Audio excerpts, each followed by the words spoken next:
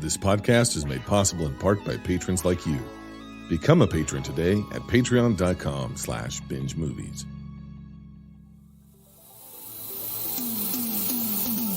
Coming to you from the last video store in the universe, it's the season 6.1 finale of Binge Movies.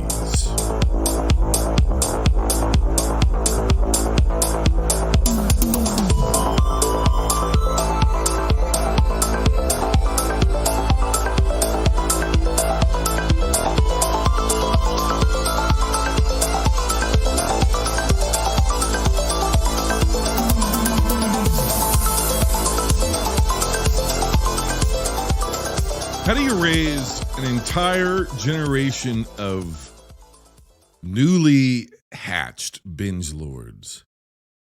How do you raise them to understand the truth? The truth is very important. It's more important than it's ever been, folks. I don't know if you realize this, but we live in what could best be described as fairly dire times when it comes to truth. So I'm here to speak the truth about movies, the truth about the universe, the truth about your life. Here's the truth for you. You don't need any other podcast. There is no other podcast that can give you what we can give you right here at Binge Movies. Why are you listening to other podcasts? Why are you listening to your parents? Why are you listening to your government? Why are you listening to these evil corporations who are trying to take your money? Instead, you should be sponsoring us on Patreon, patreon.com/binge movies. You'd be entitled to so much goodness you couldn't even stand it. And it's getting better all the time. The future's so bright on our Patreon, you're going to have to wear shades. And any old particular shades won't do. That's why I choose Blenders Eyewear. Because when I want unique fashion at a reasonable price, I go with Blenders. Go to blenderseyewear.com. Use the promo code Binge Movies, and you'll save 20% on your first order. And right now, they'll even throw in a premium, with a capital P, eyeglass case just for you with a sweet pattern on it. I just picked up my next pair of blenders, and I am so excited I can barely contain myself. Anyway, back to what I was saying. How do we raise a new generation of binge lords in the truth? Because we've covered a lot of things here. You know, I'm just a humble home video enthusiast. I so much of my life was lived in an underground bunker at an undisclosed location somewhere in the mighty vertically integrated, not Walt Disney Corporation. We, of course, have to say not for legal purposes. The nature of our relationship, it's tricky at best. Let's just put it like that. Apparently, there's many international conventions that say you can't hold indefinitely, detain people against their will, force them to binge and rank movies, to acquire some kind of a ultimate list of entertainment that may serve either the global elites or the multidimensional elder gods. It's a very, very tricky, sticky wicket.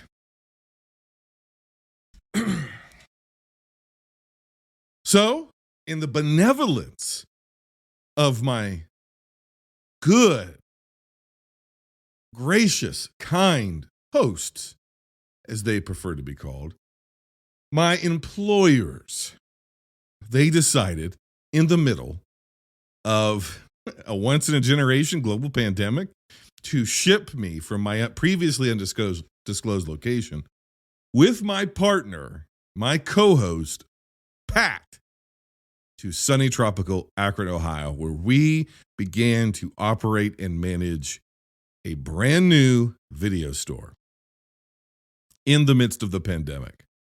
You go back, and we've done many episodes there. We had a Brendan Fraser Film Festival about 2 years ago now.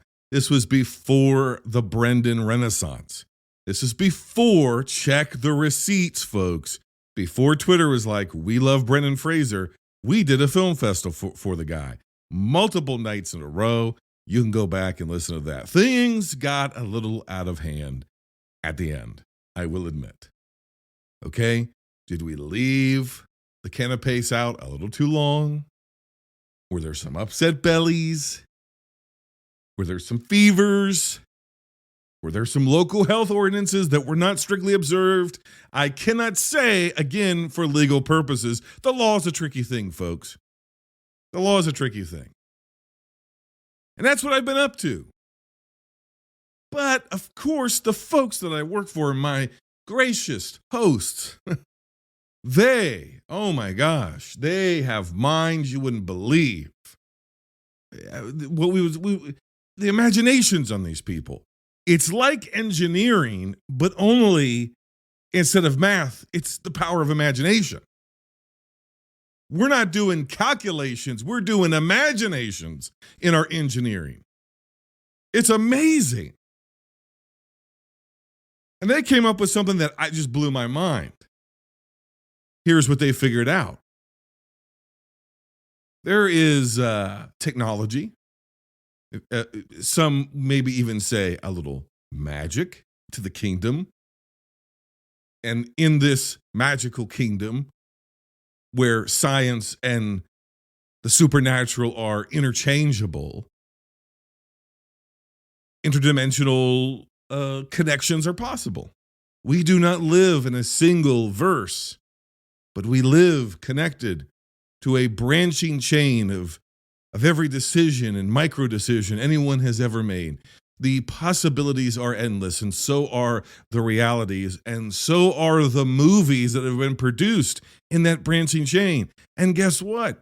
If you could, with a little bit of a slip of a hand, reach into, so to speak, the shelf, the media shelf, the video, the home video collection of an alternate reality, and bring it into this one, you've got a brand new movie nobody has ever seen, and you could sell it or rent it at a premium price, and who could stop you?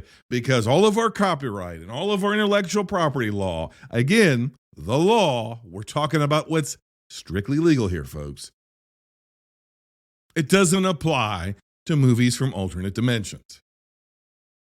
So you may have the copyright for Look Who's Talking, where Jimmy Stewart is the baby and Tom Cruise is in the Kirstie Alley role. Because in that dimension, Tom Cruise is a woman, but she still goes by the name Tom Cruise. It's very confusing because in that dimension, stereotypical gender names are reversed. So guess what? Jimmy Stewart, also a lady. Closest equivalent, Katharine Hepburn. Our Katharine Hepburn is their Jimmy Stewart, and it's in the Bruce Willis role for Look Who's Talking. You don't even want to get me started on Look Who's Talking to. It would bend your brain.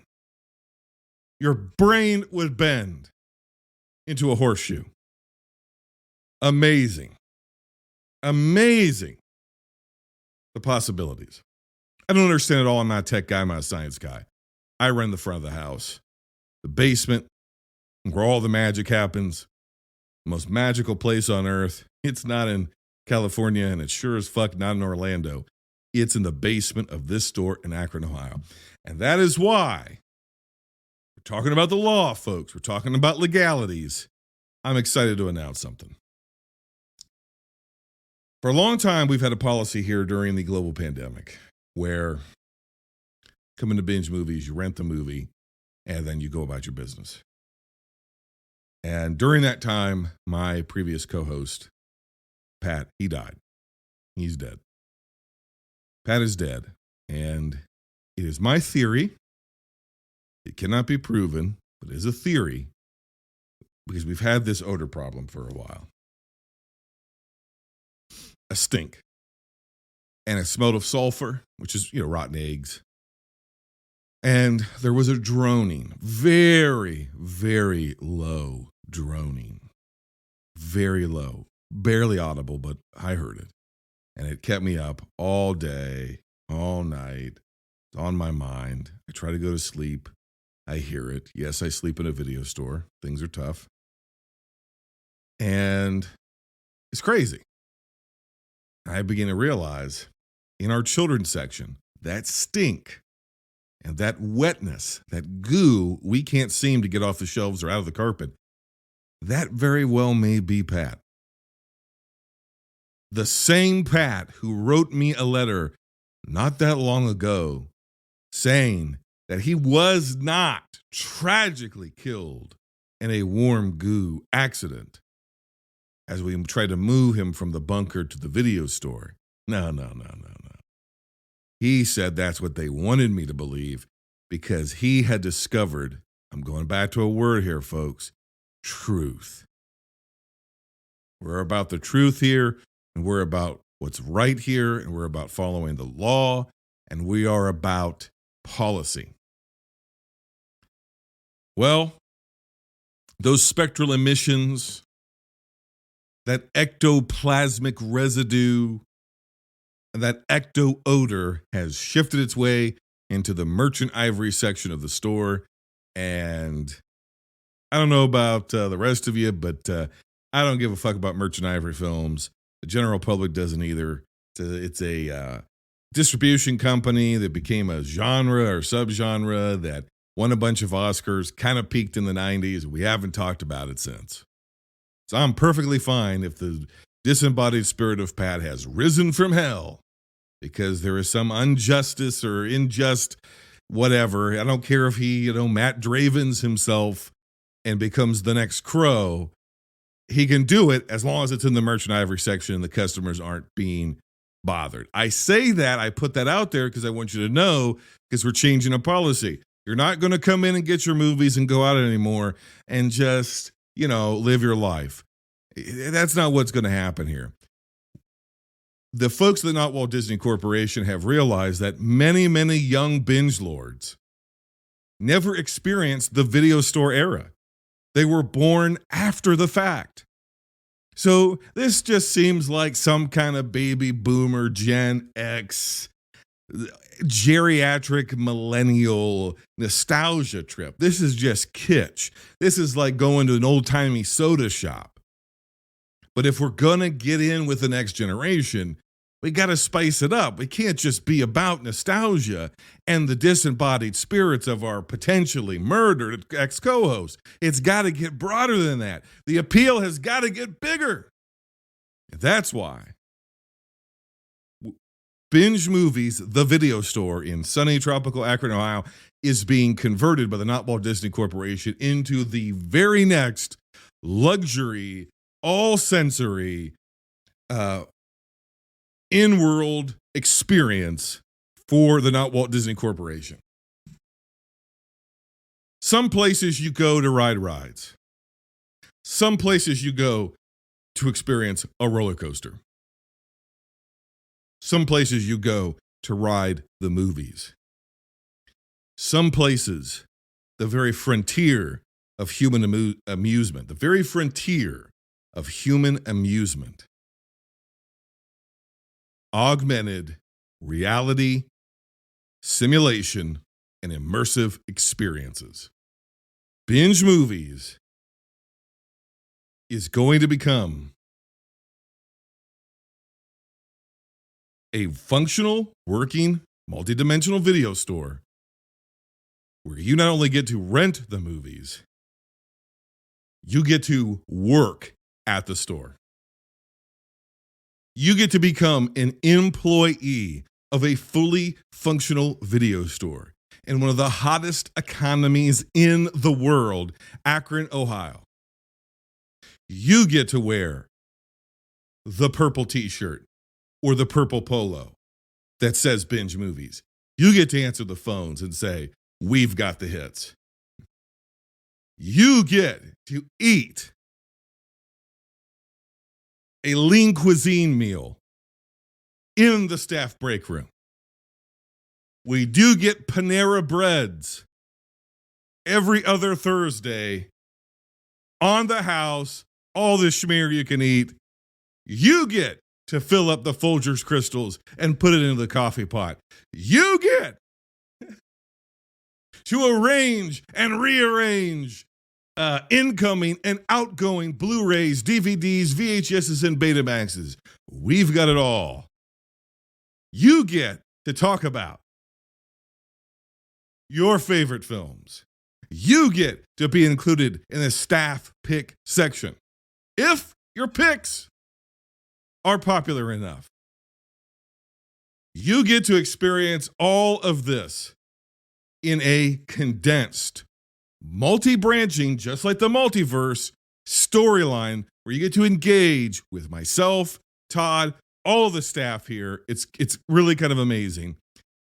And you get to engage with all of us, and we're going to be giving you clues to solve certain mysteries where you actually get to become part of the plot, part of an ongoing storyline. You get to live the Binge Movies adventure. Will you decide to try to exercise the spirit of Pat from the Merchant Ivory section? Will you take the path of exorcist / video store clerk? Will you take the path of quantum physicist and decide that you want to work in the basement with Todd as a film archivist / quantum physicist? Will you take the path of the video store manager who is trying to discover and trying to figure out who murdered his co-host? And if there was a murder at all, will you enter into a world of intrigue and Akron, Ohio-based espionage? The possibilities are endless here. Those are the three main storylines. There's a fourth, incredibly mysterious storyline that even I, as of yet, am not privy about. But we're going to be announcing that path, hopefully very soon. Folks, this is why I love working for this company. Because when the chips are down, look, the pandemic, it seems to have turned a corner many places in the world. I know we have listeners all around the world, and so you might be going through it right now, but this pandemic seems to have turned a corner, at least momentarily, within the United States. And luck would have it that when people can be with each other, they don't want to watch movies as much, and sales are down, and we're beginning to worry about the money, and we're beginning to worry about income. And we've cut the workers' wages as low as we possibly can. We're down to as minimal of a staff as we could possibly go. We've returned most of our Pier 1 imports employees back into their natural habitat at now IKEA. We've relocated the rest into forever homes, realizing they can never be released into the wild again. We've done all this, and yet stuff's tight. 2022, not been a good year business-wise for the shop here in Akron. Just going to be honest with you. So we started a Patreon. We're thinking, okay, maybe the show can become more integrated with the store, and we could use that. And the Patreon's been a success, but it turns out you can't fund an entire legitimate business on Patreon alone, unless you're in Milwaukee. So what are you going to do? What are you going to do? I call corporate. I call the big brains. I call our Imagineers. And I say, I'm going to need you to imagine some more money for me because this shit is struggling. And this is what they come up with. An immersive, augmented reality experience, 3 days, 2 nights, a lunch box at the end. And you will actually, one of those days, actually be able to port. You'll come in, you'll live, you'll breathe, you'll stay in the store. But one of those days, you'll have a 2-hour excursion into downtown Akron where you will travel by RETA, Regional Transit Authority, which will take you from the shop at K-Fabian Avenue, and they'll take you to downtown Akron. And you'll get to live and experience the Jar. You'll get to live and experience the Akron Museum of Art. You'll get to experience the Akron Nightlight. You'll get to experience Akron Coffee Roasters. You'll get to experience everything Akron has to offer, including the Akron Rubber Ducks, the local mid-market, whatever you want to call it, farm team for several major league teams. It is exciting times here at the store. Last thing, speaking of legalities, we've had a policy for the last couple of years that you were not allowed to touch the staff at Binge Movies, and the staff at Binge Movies is not allowed to touch you. But since we are now classified no longer as people, but as characters, and because the pandemic seems to have turned a corner, you're going to be now allowed, as long as it's storyline related, to touch the characters, myself, Todd, the rest of the staff here at Binge Movies, Jeff, whoever the fuck, and the characters are going to be able to touch you. We're going to be touching you in places you never even thought possible, but it's all going to be for the storyline. Trust us on that one. Okay, that's really exciting news. We're going to be raising up a new generation of binge lords in the ways of the home video gods. They will see the truth. The truth will set them free. They'll only charge $5,000 for the entire experience per person. And your clothes and outfits and for whatever is associated with the storyline of your choosing, you will need to buy those items separate. And we have those available in the Binge Movies gift shop.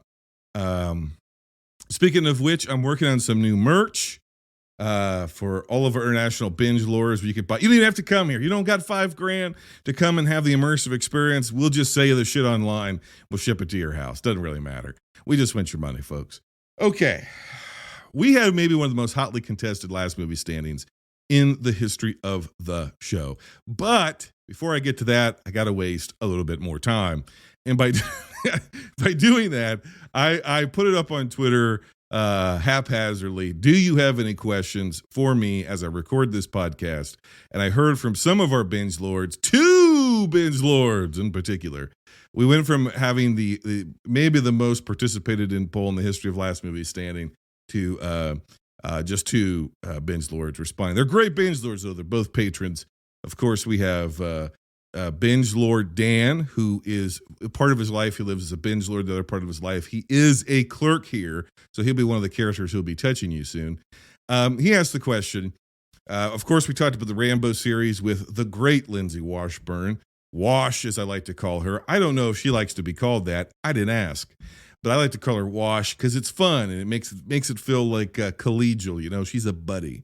She's like a film cousin. She's like you found some sort of Swedish cousin living somewhere in the deep heart of the Midwest. And even though you're an Italian boy from another part of the Midwest and you don't look anything alike, your mom swears that she's your second cousin removed on your uncle's aunt's side. But that's what it's like. We went to a rummage sale. We were fishing for VHSs, and Mom goes, "Hey, by the way, that's your cousin over there." And I'm like, "That doesn't look anything like me." But there we are. We talked about Rambo, and Dan asked this great question. Why he didn't just come up to me in the break room and ask this, I don't have any idea. Speaking of, Dan, where have you been? You've missed a couple of your shifts, and the bathrooms are deeply, deeply in need of attendance. So next time you come in, if you guys are listening to this, just go ahead and get your ass into work. How about that for a change? Okay, Rambo. How much is Rambo 3 unintentionally and even more biting satire than Dr. Strangelove? This is actually a really good question. Dan will either troll the shit out of me or he will ask good questions. I prefer it when he asks good questions because he's got a mind on him. Like, for instance, where is the Pine Sol? And I say, we don't use that here. We use Gojo, because we are Akron all the way. Google it, kids. Rambo 3, how much of it is unintentionally a biting satire? I think it depends on the part of the world you live in, Dan. I'm guessing if you're in Afghanistan, Rambo 3 doesn't read like a biting satire, even unintentionally. I think if it's anything, it's less satire and more of an indictment of the American industrial military complex and American interference in other countries, and something the CIA likes to call blowback. because obviously that's the one where the Rambo helps the Taliban and potentially Al Qaeda, and that a couple decades later, that kind of bit us in the ass, didn't it? So, the one connection that nobody seemed to make is that there were two movies in a budding episodes, or maybe two movies in a budding episodes, or movies close to each other, maybe not a budding, that were had 9/11 references in them. And you're like, come on, Jason, do you think that deeply about it? Do I seem like the kind of guy that thinks that deeply about this stuff? Ask yourself that question. Okay, did I answer that, Dan? I don't know. Clean the toilets. Let's see. Jason, maybe another parallel Jason from another universe. I've wondered this for a long time. Occasionally I have to talk to myself in this podcast, just because I got to get the shit out there. And I just wonder if sometimes when I'm talking to Jason online, if I'm really just talking to myself. You ever just wonder that? Am I just talking to myself?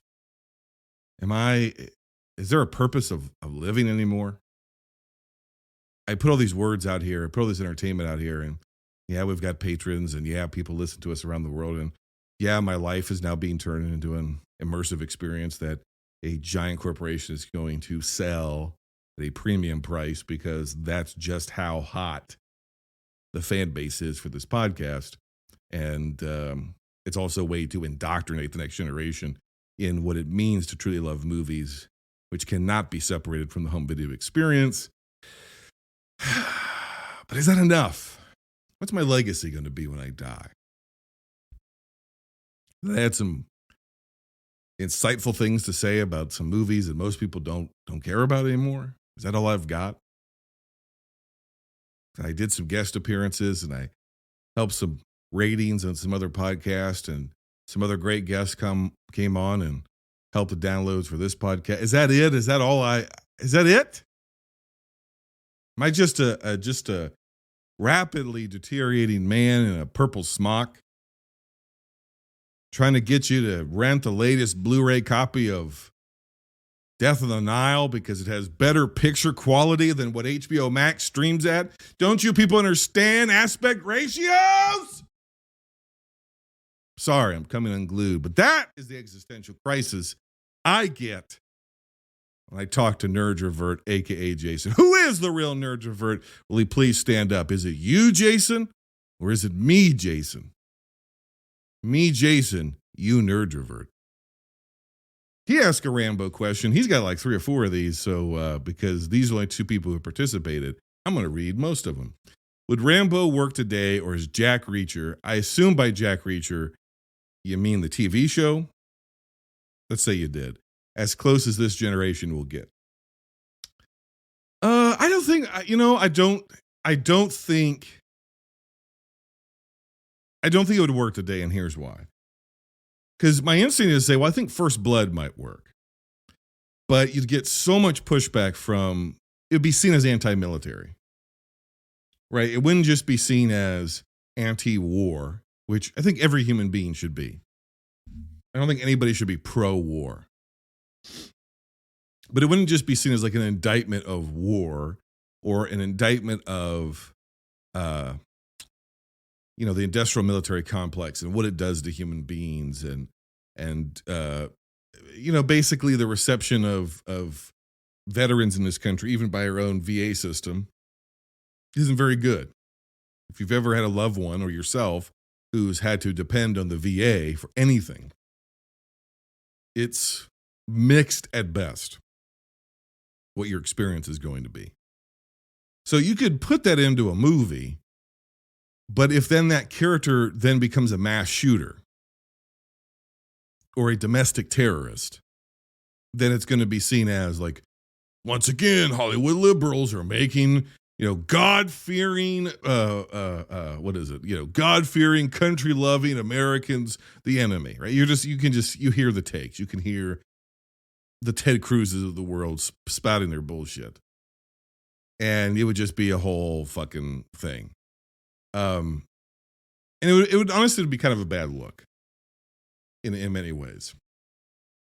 And then on the other side, if you're just wanting to make it, kind of like the sequels, then you're really just making like a nationalistic propaganda piece, which our box office depends too much on foreign markets now. So American produced movies or American financed movies depend too much on international distribution, which is why we've progressively moved away from, white American heroes killing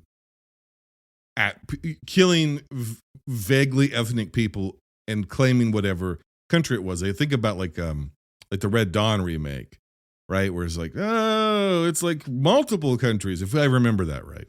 But you know how we've moved now? It's like, like the one I always point to is Marvel. It's like we just make up a country, and it's like they're not Russian, they're Sokovian, right? Like we just don't want to do it. And especially now at the brink of World War III, we don't really want to be like, well, the Russians are the bad guys. Like you'll name check China and Russia, but you'll very rarely cast them into a bad light. So it's like even the John Wick movies, it's like, where are these people from? It's like the Eastern Bloc. And so it's like, we have to go to beige cities in Europe with mostly white people. And we can never be too specific. Even if we're in a particular city, the ethnicity of the people in that city is always a little bit murky and ambiguous. So the idea of like a greased up, jacked up American shirtless going to China and mowing a bunch of people down or anywhere in the world just doesn't really sell. And I think that's part of like the offense, other than the fact that it's a very shitty movie, of the last Rambo. It's like, he's just going to go into Mexico or have a bunch of Mexicans who, of course, are all cartel folks, illegally cross the border and, try to take his, American property. And they try to write themselves out of that with like, yeah, but his stepdaughter is Mexican, so he's not racist. His maid is Mexican, the house marm who he lives with and the daughter he practically raised is Mexican. And it's like, okay, yeah, but he still built death tunnels.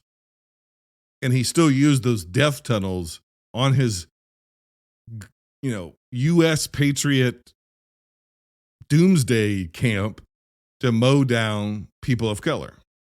I think that's like just, it's distasteful. So no, I don't think you could do it today. Is there a story in there that's worth telling? Yes. But I don't think you could do it today. Of the video game adaptations, which is the one that Stanley Kubrick could have made better and how so? I'm going to assume you mean from our 90s video game. This is why I like you, Jason, why I think you probably are me, because you connect dots. I like it. Of the 90s video game adaptations, which is the one that Stanley Kubrick could have made better and how so? Well, first of all, Stanley Kubrick is doing an adaptation, much like The Shining, which may or may not be coming up in the not too distant future. He's going to do whatever the fuck he wants to do. The days of him doing Spartacus, like, that guy did that a couple times, and that was it. He was done for. He was doing his own shit. I mean, even his adaptation of A Clockwork Orange, which is true to the book in many sections, wildly deviates at the end. So I think that would just do whatever the fuck he wanted to do. Is it possible? The real question you need to ask yourself, Jason and Binge Lords, is it possible that he would make an adaptation of Super Mario Brothers that is even more divergent from the source material? I don't actually think so. I think if you here's what I think happens. I think if you take Super Mario Brothers, the video game, up to 3, or let's say up to Super Mario World. We're going console only. Back in the day, we called them systems.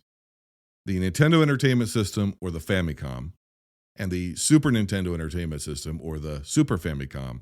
None of the other peripherals, not the Game Boy, Virtual Boy, none of that. We just take those and we go from Super Mario 1 all the way through, including the Doki Doki Panic reskin for Super Mario 2, because kids in America weren't good enough at video games to play Super Mario Brothers 2 from Japan because it's basically just Super Mario Brothers 1 but harder. Which, by the way, like, what a shitty fucking sequel. I'm glad that we got the reskin, even though it doesn't make any sense. And who owns the copyright for Toad, and why hasn't he come back? Or Toad, the frog at the end of Super Mario 2. It's not Toad. It's what the fuck is his name? Somebody will say the king, the frog with the bubbles and the vegetables. Okay, Super Mario 3 and Super Mario World, right?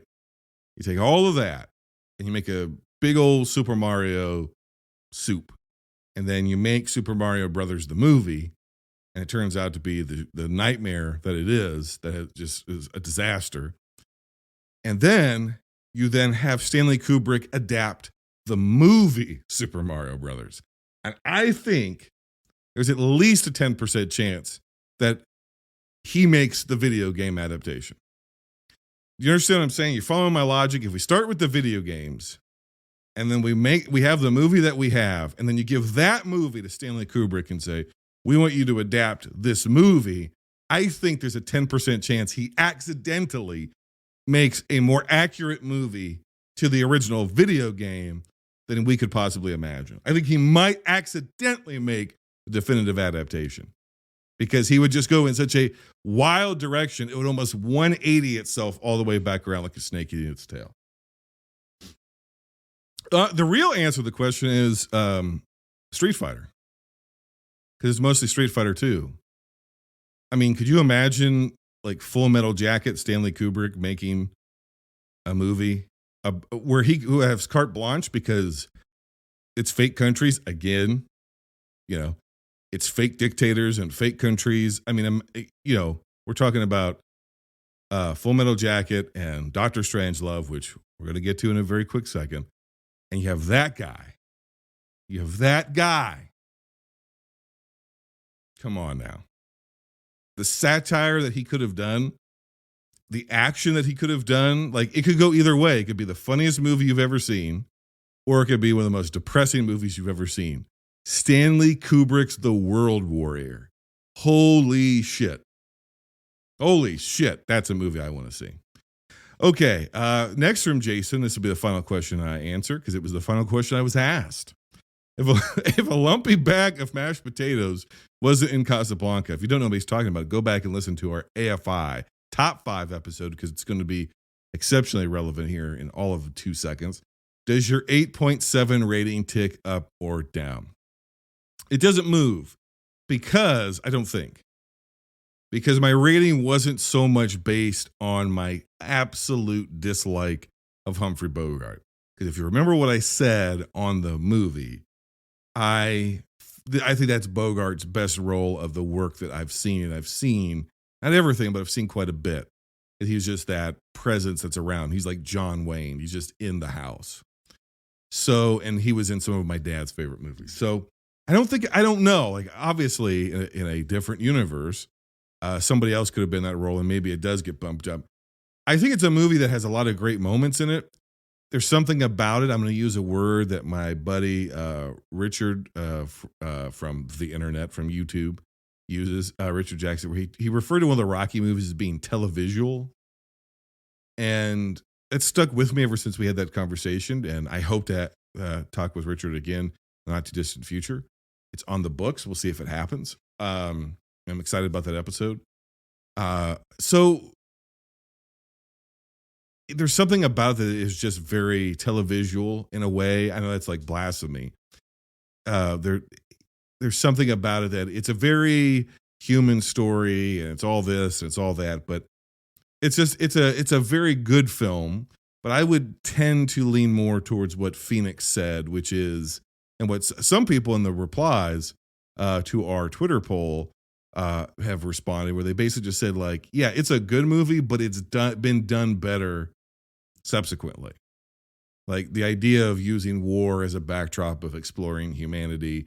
And I mean, arguably, like Kubrick did it better in some of his other films, including Dr. Strangelove. So let's get to the poll. We did put a poll up. The season 6.1 came down to 2 films and a couple of twists. The films that it came down to were Casablanca and Dr. Strangelove. The twists were delicious. Here's the twist. Whoever wins the poll for Last Movie Standing for season 6.1 has to make their return for Last Movie Standing season 6.2 against, as of yet, a competitor to be named at a later date. The ink is drying, and folks, you've been waiting for this person to return for a gosh long time. So it will be a returning guest. That's all I'm going to say. It'll be a returning guest. And yeah. Here's the other twist. The twist of the twist is the competitor not only returns, but the movie doesn't get automatic entree into the vault. It just makes it to the next round. So the winner of this season's Last Movie Standing will compete again, gauntlet style, King's Road style, in the next Last Movie Standing, potentially, because the person who won can choose to defend the film that won them Last Movie Standing, or they could change their mind and defend one of the movies that's on one of their respective lists, either the guest list or short list, whatever they're assigned. So, without much further ado, let me get to this. We've made it already convoluted. Let's get to the point. The point is, with nearly 300 votes, with a margin of just slightly above 10%, 10.4%, and it was close. It was very close a great many times. The movie that is moving on and the competitor that is moving on to the next stage of our gauntlet is Casablanca, which will be defended potentially by the Iceman, D.W. Lundberg. The Iceman, he came. Can we say the Iceman cameth? I don't know. Do you have kids, Lundberg? I don't know. But the Ice Age has begun. And so what I should scream is, Lundberg! Lundberg! Lundberg! The Lundberg era has begun! The Ice Age has begun here at Binge Movies. The fiery wings of the Phoenix were doused. And all that really means is that Cleveland, Ohio has lost yet another championship at the final round. It came down to it. It's another Cleveland heartbreak. You got the drive. You got the fumble. You got the shot. And now you've got the dive. Because the number of people, including the aforementioned Binge Lord Dan, who mentioned to me at the thing that really turned the tide for them, was Phoenix admitting on the episode that he was planning on taking a dive. That did not go down well with the Binge Lords who take this very serious. So I did hear from some people, though. We've got Chris Wyatt. Chris Wyatt says that it should be Strangelove because there are arguably many romantic dramas that are better than Casablanca, which is not a diss, as it is a terrific film. But there is no other film quite like Strangelove. It's utterly original, inspired, and airtight script-wise. And yes, I would agree with him 100%, obviously, because that's the movie I chose. Megan Kearns, who selected this season's winner, Casablanca, said, I think what makes Casablanca so fantastic is that it transcends a mere romance, although love in and of itself is a worthy pursuit for a film, to explore sacrifice, bravery, morality, anti-fascism, camaraderie. It seems straightforward, deceptively so, yet yields complexity. The Lady Wan chimed in and said, Dr. Strangelove is one of a kind, never replicated or duplicated. It has biting satire and a message that grows in importance as we hurtle towards doom. There's that sunny optimism we love from the Lady Wan. Casablanca is beautiful, but would film history be dramatically altered without this one particular movie?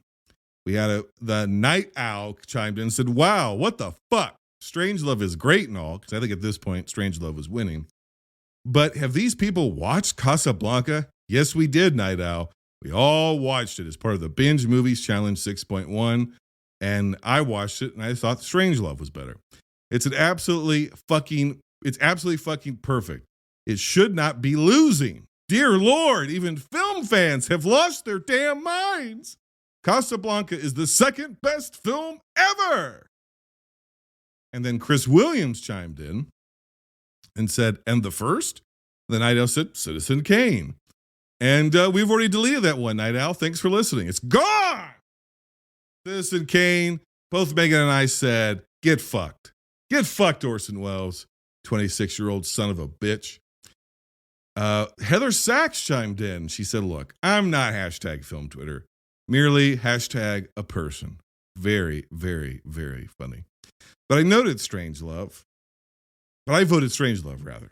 In a nutshell, both are a reflection on war and aggression and tools of war, civilians dealing with the machinations of those who don't care about them while trying to retain humanity versus absolute absurdity. And yeah, I would agree. Chris O'Neill said, why can't you have both? Both are game changers among the best examples of American cinema.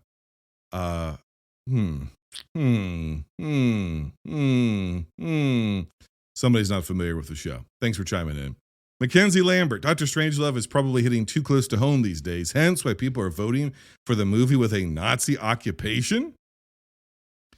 Samantha says, nice, I love The Bomb, and it's winning. I like Casablanca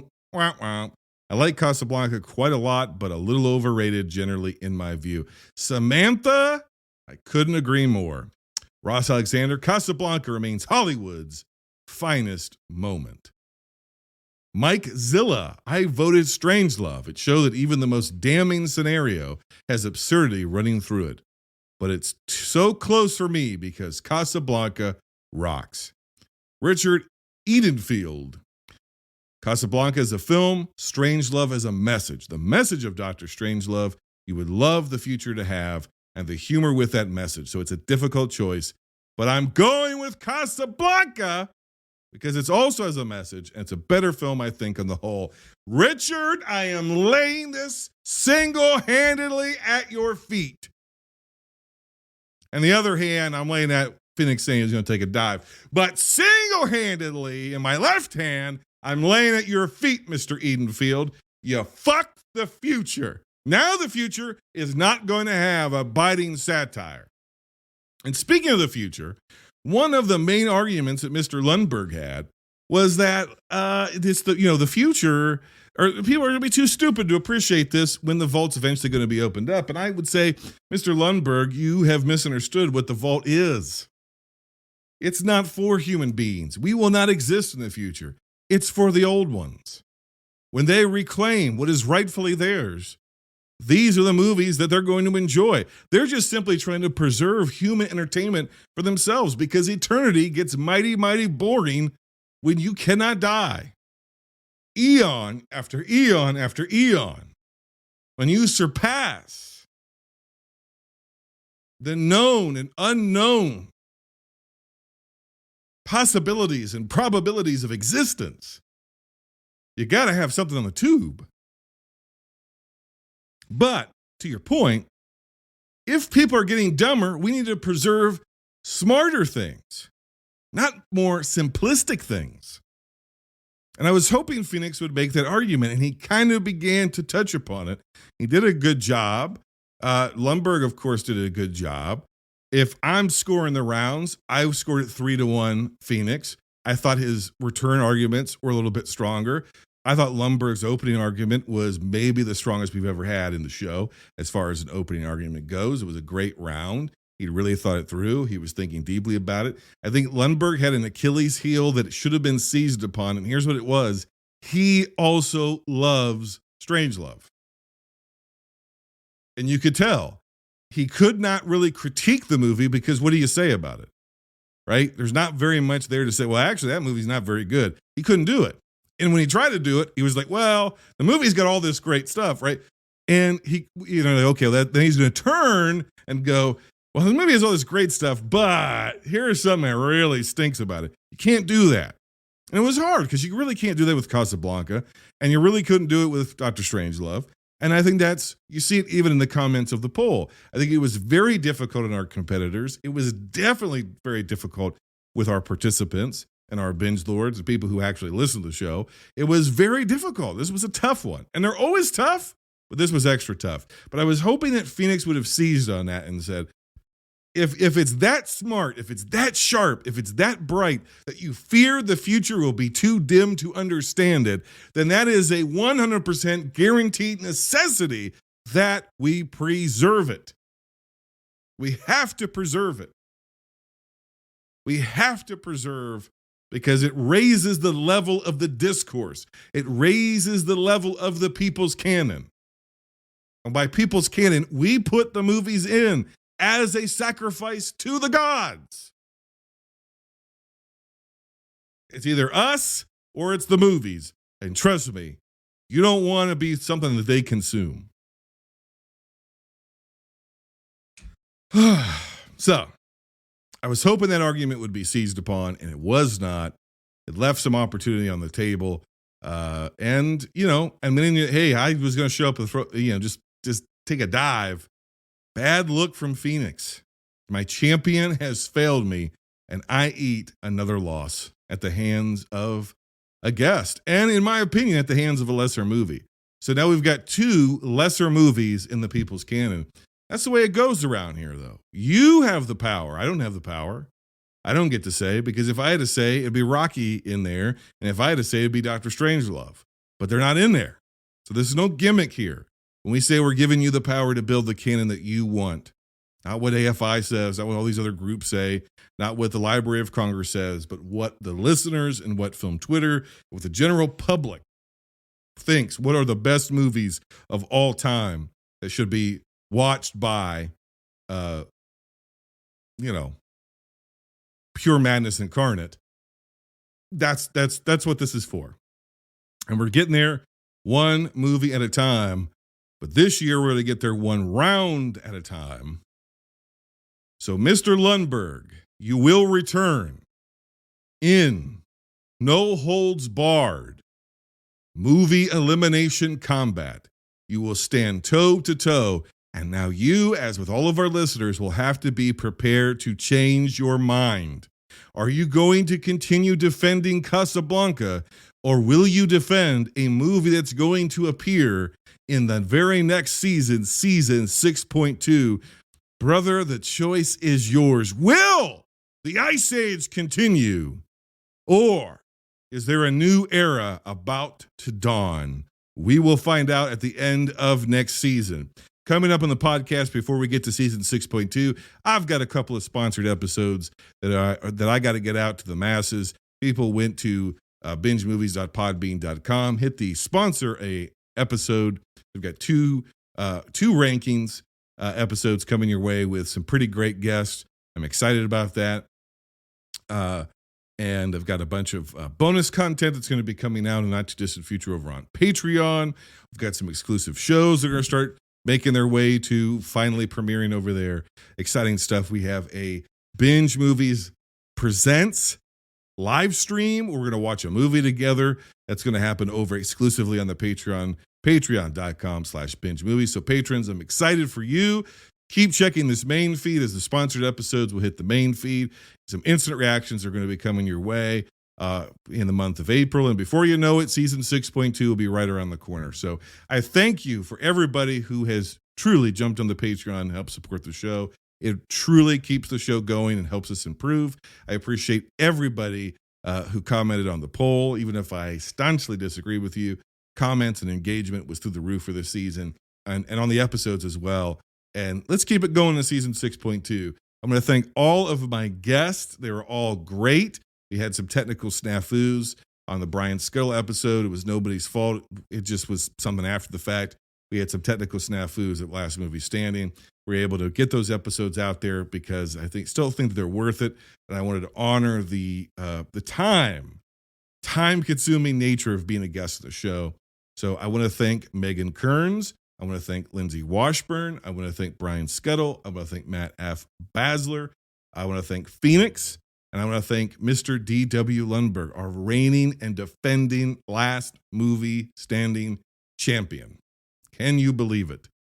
It's going to be some returning folks next season and some brand new people making their Binge Movies debut What movies will we select for the short list and the guest list that Mr. Lundberg will have to contend with? You're just going to have to find out next season on Binge Movies Season 6.2. So coming to you for the last video store in the universe. And now a alternate reality, augmented reality, immersive experience being made available to the world's ultra wealthy and mentally deranged, where you not only get to watch movies, you get to stock the shelves with movies in sunny tropical Akron, Ohio. It is Binge Movies, and until next time, binge on.